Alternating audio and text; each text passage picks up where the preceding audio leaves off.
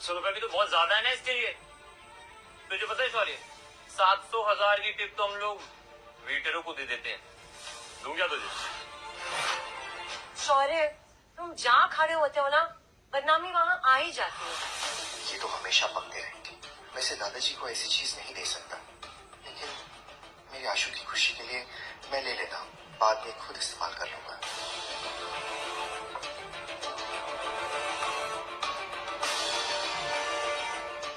ये लीजिए 700 रुपए। शॉपकीपर अंकल, आप बस इस चायदानी पर गर्म पानी डाल दीजिए। गर्म पानी क्यों? वो हमें को चेक करना। आशु, अबे क्या नया ड्रामा है? आप इस ड्रामे का मजा लो ना पापा। हाँ? और अंकल आप गर्म पानी डालो, लेकिन अंदर नहीं, ऊपर। डाल दीजिए ना प्लीज।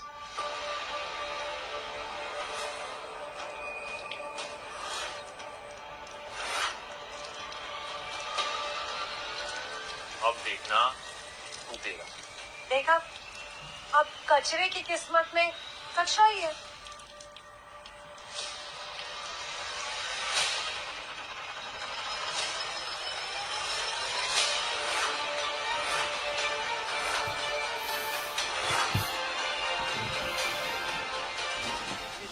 ये तो सूर्यमणि से बनी हुई चायदानी है।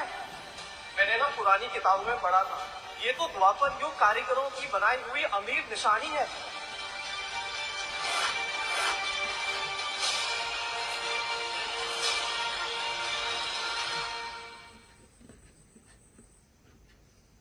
ये तो कमाल हो गया। ये केतली तो अशोका काल की है। नहीं, ये कैसे हो सकता है? अरे तुम भी ना, पता है ना, इस ब्रजेश को तुक्के मारने की आदत है। ये तुक्का नहीं था, मुझे अशोक सम्राट की कहानी खुद पापा ने सुनाई थी। और ये शाही चायदानी अशोक सम्राट से मुगलों तक चुराई जा चुकी है। और आपको देखकर दुख हो रहा है अंकल कि आज ये चायदानी हमारे हाथ में है। आशु, मैंने ये कहानी तुम्हें कब सुनाई? इतना तो मुझे भी नहीं पता था। एंटीक सी परख कोई आप ही से सीखे शौर्य भाई। शौर्य ना सिर्फ इंटेलिजेंट बल्कि काबिल और हम्बल भी है। ये करोड़ों की चीज आपको 700 रुपए में ही मिल गई। रुको, ये चायदानी ये नहीं ले जा सकता क्योंकि इसके पास AEA कार्ड नहीं है।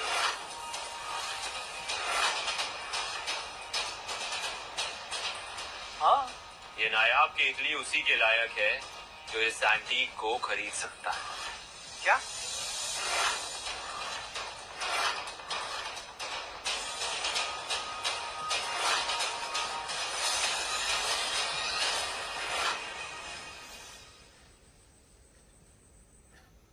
मेरे बेटे की ढूंढी हुई केतली तुम हमसे नहीं छीन सकते करण। तेरी बीवी भी तो छीनी थी तुझसे, तब तो नहीं इतना फंका तू। और वैसे भी जो बिना कार्ड के इस मार्केट में आने की जुर्रत करता है ना, उसके साथ यही सुलूक होना चाहिए। अगर ये बात है, तो एक बात आज मैं भी ठान लेता हूँ। ये केतली ना मैं अपने साथ लेकर ही जाऊंगा। अरे पर बिना कार्ड के मैं ये केतली कैसे दे सकता हूँ? सुना ना शौर्य, अब ना अमीर होने के ख्वाब अपने दिल से ना पूरी तरीके से निकाल, समझे?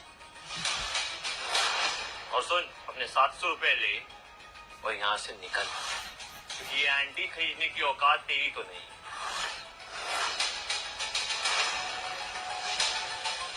किसने कहा शौर्य की हैसियत नहीं है?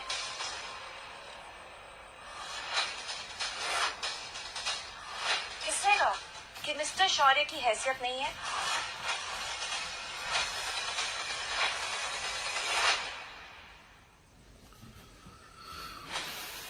देखा अंकल, कहा था ना कि डूबते को तिनके का सहारा चाहिए।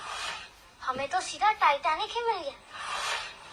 ये रहा मिस्टर शौर्य का एंटीक एक्सपर्ट एसोसिएशन का प्लेटिनम कार्ड।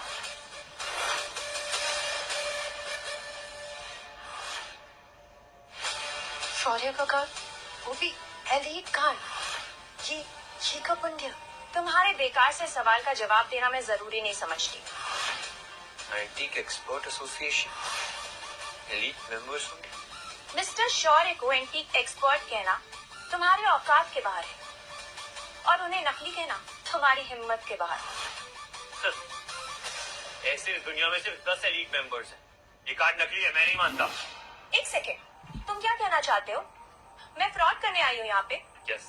जानते भी हो, देशमुख परिवार के ऊपर उंगली उठने से पहले उंगली टूट जाया करती है।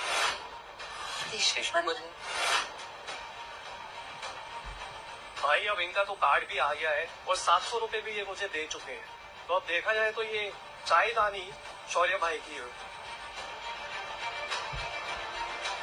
थैंक यू आंटी, आप तो स्ट्रॉबेरी आइसक्रीम जितनी स्वीट हो। आंटी को मस्का लगाने की जरूरत नहीं है। सच में थैंक यू सो मच। आज आपकी वजह से ही ये खजाना हमारे हाथ लगा है। मिस्टर शौर्य, देशमुख परिवार अपनी विरासत के लिए जाना चाहता है। हम आसानी से किसी से दोस्ती नहीं करते और जब दोस्ती करते हैं तो मरते दम तक निभाते हैं। और दुश्मनी दुश्मनी तब तक निभाते हैं जब तक दुश्मन के कदम हमारे पैरों के नीचे ना आ जाए।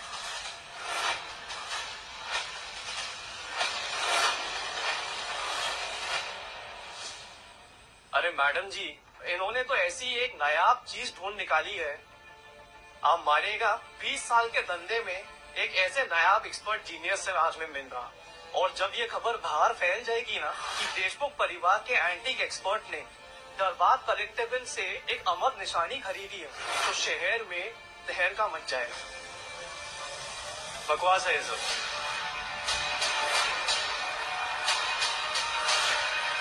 किसने कहा देशमुख परिवार के पास सबसे बेहतरीन एंटीक एक्सपर्ट्स हैं?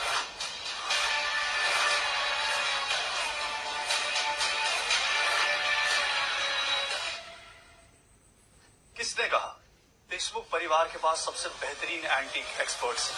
अमाल अरोड़ा। बस अब इसके आने की देर थी।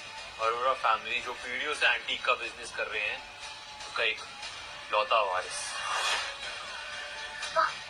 देखो, बहुत फेमस है क्या?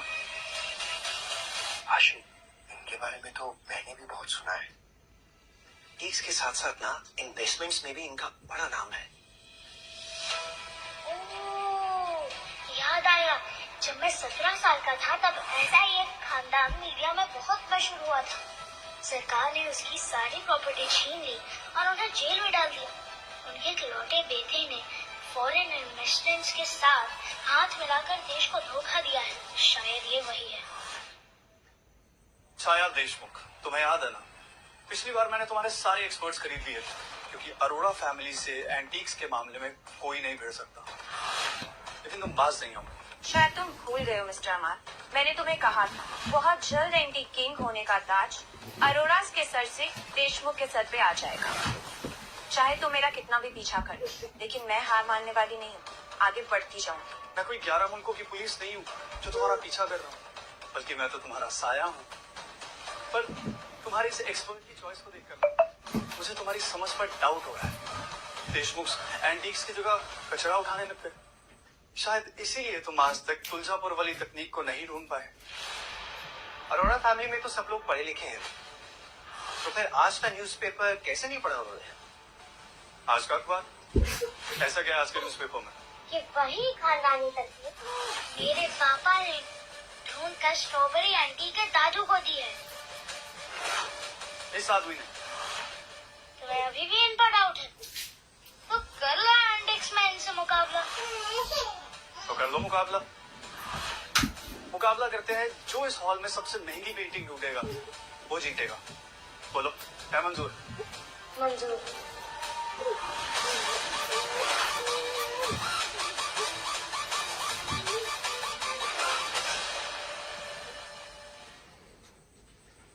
आशु, तुम ये क्या नई मुसीबत में डाल रहे हो? तुम्हें तो पता ही है मुझे पेंटिंग का पाव ही नहीं आता है।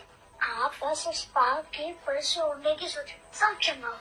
मुझसे मुकाबला करना आसान नहीं है बच्चे। अगर तेरा बाप हारा तो उसकी लाश किसी गटर में बह रही होगी।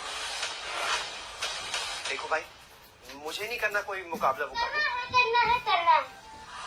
मेरे पापा तो अच्छे अच्छों की खटिया खड़ी कर चुके हैं, तो आप कौन सी जात की बोली हो?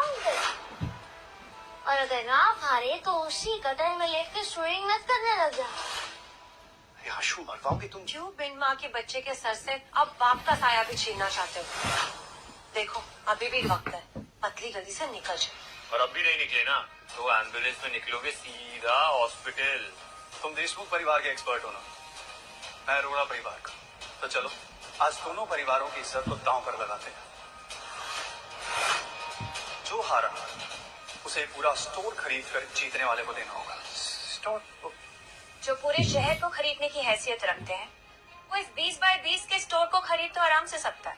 हमें ये शर्त मंजूर है। लेकिन छाया जी अगर मैं शर्त हार गया तो? शर्त हारना कोई बड़ी बात नहीं है, लेकिन शर्त को ठुकरा कर मैं अपने परिवार की इज्जत नहीं हरा सकती। पापा, स्ट्रॉबेरी आंटी और मुझे आप पर पूरा भरोसा है। देखो आप ही जीतो। हम तैयार हैं। ठीक है, जैसे मैंने पहले कहा वही मुकाबला है।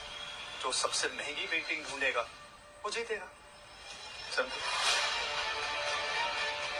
काबिलियत भी इसकी, इरादा भी इसका, पर जीत हमारी होगी।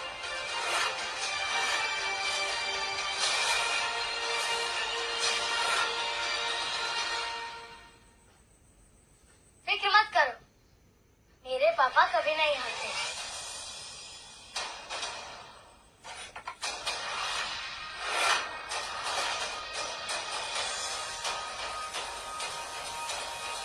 ये होती है मास्टर कॉम्पोजिशन। ब्रश स्ट्रोक्स क्या कमाल के हैं।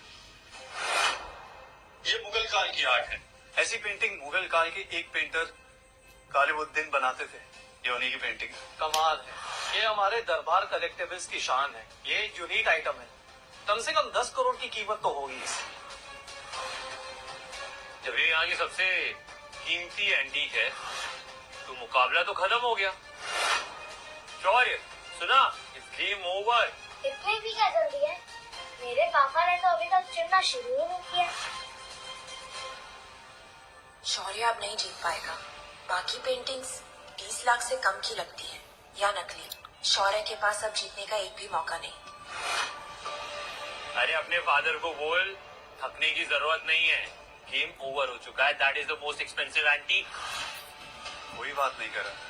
जब कश्ती डूबती है ना तो चूहे सबसे पहले दौड़ते हैं।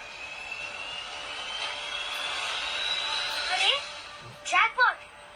पापा, हम यही वाली पेंटिंग चुनेंगे।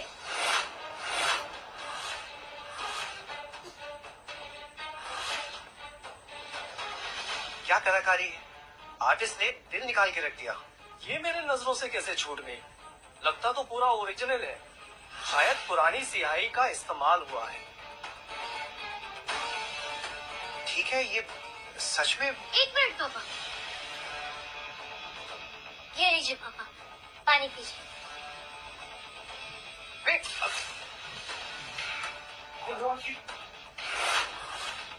ये क्या? नहीं नहीं,